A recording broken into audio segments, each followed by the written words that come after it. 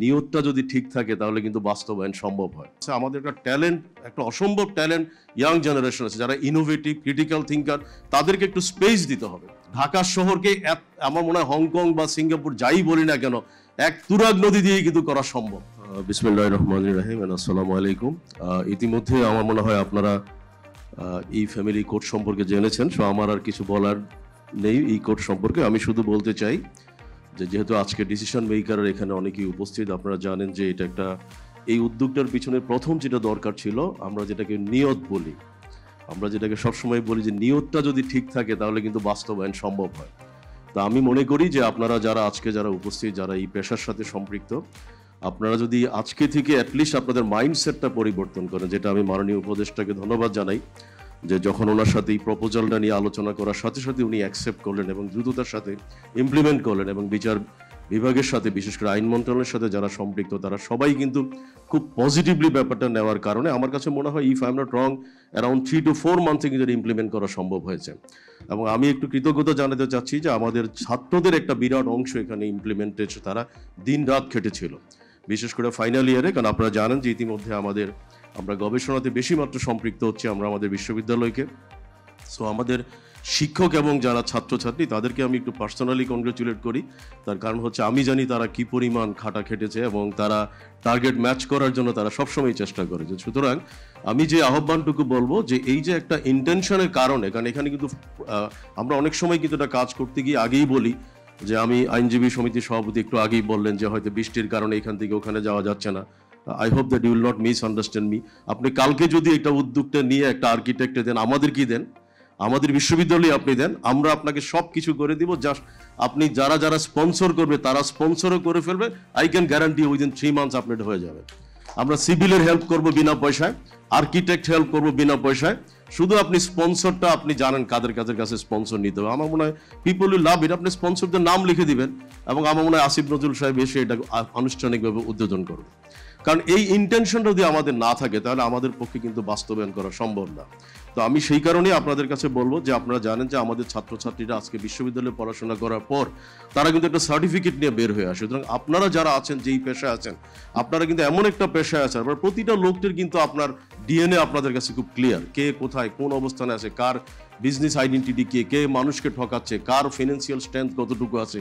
এই মানুষগুলোকে সম্পৃক্ত করে যদি আমরা সমাজের যতগুলো সমস্যা আছে, প্রচুর সমস্যা আমাদের সমাজে আছে, কোনো সন্দেহ নাই, কিন্তু এটা কিন্তু আবার আরেক ক্ষেত্রে আমাদের জন্য একটা বিরাট অপরচুনিটি।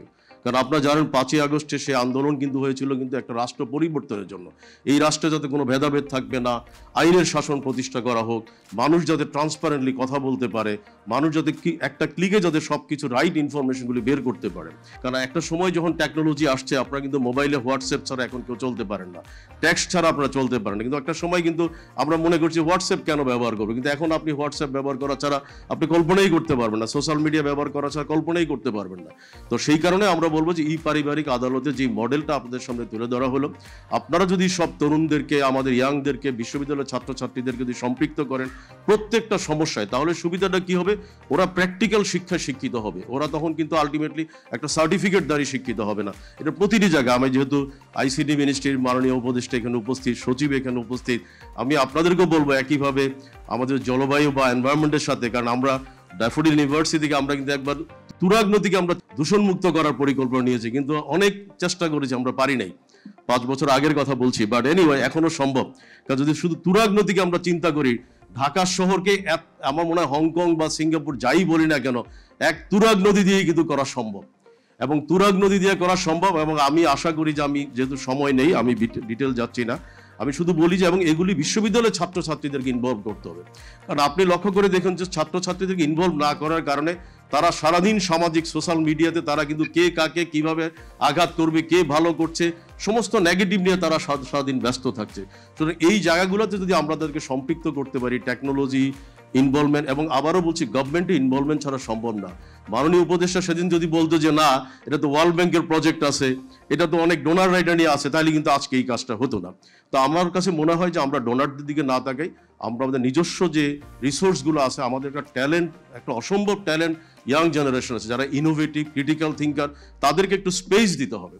তো আমি সেই জন্য কথা না বাড়িয়ে আরেকটু উদাহরণ দিয়ে আপনাদেরকে শেষ করতে চাই। আমাদেরই আরেকটি ছাত্র আরেকটা বৈপ্লবিক কাজ করেছে, কিন্তু যদিও সেটা মিডিয়াতে খুব ব্যাপকভাবে আসে নাই। আপনারা জানেন বাজার দর একটা বড় প্রবলেম। বাজারে কিন্তু নরসিংদীর লোক জানে না বাজার, ঢাকার বাজারে মার্কেটটা কত। সেখানে কিন্তু মধ্যস্বত্বভোগী তার কাছ থেকে কম প্রাইসে কিনে নিয়ে এসে সে কিন্তু মুনাফাটা নিয়ে নিচ্ছে। এখন আমরা এই অ্যাপসটা যখন তৈরি করেছি, আমি বাণিজ্য উপদেষ্টাকে ধন্যবাদ জানাই। পার্সোনালি ওনাকে বলার পর উনি বলছিলেন কত টাকা, আমি ওখানেও কিন্তু আমরা বলেছি 1টি পয়সা আমরা নিব না, 100% আমরা কিন্তু বাজার দর অ্যাপটা আমরা করে দিয়েছি। আপনারা হয়তো ইতিমধ্যে 40 লাখ লোক আমি দেখলাম যে ব্যবহার করছে বাজার দরটা। তো এটাও কিন্তু আমরা বিনা পয়সায় করে দিয়েছি। আমরা জানি যে সরকারের কিছু সীমাবদ্ধতা আছে, টেন্ডার প্রক্রিয়াতে যেতে হবে, অনেকগুলো প্রক্রিয়া আছে। সো আমি আবারও আহ্বান করব যে আপনারা যদি বিশ্ববিদ্যালয়গুলোকে, শুধু আমাদের বিশ্ববিদ্যালয় না, আপনারা জানেন বাংলাদেশ 117টা প্রাইভেট বিশ্ববিদ্যালয়, পাবলিক বিশ্ববিদ্যালয়ের সংখ্যাও কিন্তু 60 এনাফ। আপনারা যদি এই কালচারটা ডেভেলপ করতে পারি, আজকে যে উদাহরণটা আমরা তুলে ধরলাম, তাহলে আমার কাছে মনে হয় বাংলাদেশ পরিবর্তন হতে 1 বছরও লাগবে না। বাংলাদেশ সারা পৃথিবীতে মাথা উঁচু করে দাঁড়াবে, অর্থনৈতিকভাবে সমৃদ্ধশালী থাকবে। আমরা একে অপরের পিছনে যেভাবে সারা দিন আমরা নেগেটিভ নিয়ে ব্যস্ত থাকি, এই জায়গাগুলোতে বের হয়ে আসতে পারবো এবং দেশ সত্যিকার অর্থে সামনে আগাবে। সবাইকে ধন্যবাদ।